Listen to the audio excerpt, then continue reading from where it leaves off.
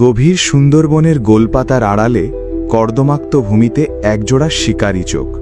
তার গায়ে ডোরাকাটা রাজকীয় পোশাক, আর গর্জনে কেঁপে ওঠে সমগ্র বনভূমি। এ হল রয়্যাল বেঙ্গল টাইগার। শুধু একটি প্রাণী নয়, এ আমাদের জাতীয় পরিচয়, সাহস ও শক্তির প্রতীক এবং সুন্দরবনের একচ্ছত্র অধিপতি।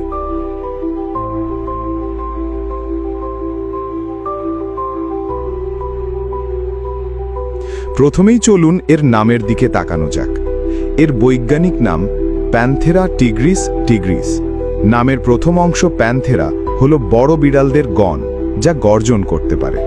টিগ্রিস শব্দটি এসেছে প্রাচীন গ্রিক ভাষা থেকে, যা বাঘকে বোঝাতো, আর শেষের টিগ্রিস অংশটি এর উপপ্রজাতিকে নির্দেশ করে। বেঙ্গল নামটি সরাসরি এর প্রধান বিচরণ ক্ষেত্র অর্থাৎ বৃহত্তর বাংলা অঞ্চলকে নির্দেশ করে। এই রাজকীয় প্রাণীটিকে চেনে না এমন বাঙালি হয়তো খুঁজে পাওয়া যাবে না। এদের শরীর কমলা বা হলদে কমলা রঙের, যার উপর থাকে উলম্বিক কালো বা গাঢ় বাদামি ডোরা। এই ডোরাগুলো প্রত্যেকটি বাঘের জন্য আলাদা, অনেকটা মানুষের আঙুলের ছাপের মতো। এদের পেটের দিকটা সাদা। রয়্যাল বেঙ্গল টাইগার অন্য অনেক বাঘের উপপ্রজাতির চেয়ে আকারে বড় এবং শক্তিশালী। ঐতিহাসিকভাবে রয়্যাল বেঙ্গল টাইগার প্রায় সমগ্র ভারতীয় উপমহাদেশে বিচরণ করত, কিন্তু আজ এদের প্রধান এবং সবচেয়ে বড় বিচরণ ক্ষেত্র হল ভারত এবং বাংলাদেশের সুন্দরবন। সুন্দরবনই পৃথিবীর একমাত্র ম্যানগ্রোভ অরণ্য যেখানে বাঘ বাস করে। এই লবণাক্ত, কর্দমাক্ত এবং প্রতিকূল পরিবেশে টিকে থাকার জন্য সুন্দরবনের বাঘেরা অসাধারণভাবে নিজেদেরকে অভিযোজিত করেছে। এরা দক্ষ সাঁতারু এবং প্রায়শই নদী ও খাল সাঁতরে এক দ্বীপ থেকে অন্য দ্বীপে যায়।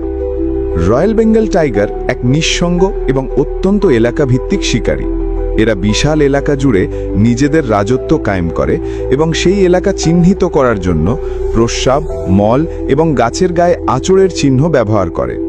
এরা মূলত নিশাচর, তবে দিনের বেলাতেও শিকার করতে পারে। এদের প্রধান খাদ্য হল চিত্রা হরিণ, সম্বর, বুনো শূকর এবং বানর। এরা ওত পেতে থাকা শিকারী। ঘন জঙ্গলের আড়ালে লুকিয়ে থেকে এরা শিকারের খুব কাছে চলে আসে এবং তারপর বিদ্যুতের গতিতে আক্রমণ করে। এদের শক্তিশালী চোয়াল এবং ধারালো স্বাদুদন্ত দিয়ে এরা সহজেই শিকারকে কাবু করে ফেলে। সুন্দরবনের বাস্তুতন্ত্রের শীর্ষে অবস্থান করে রয়্যাল বেঙ্গল টাইগার।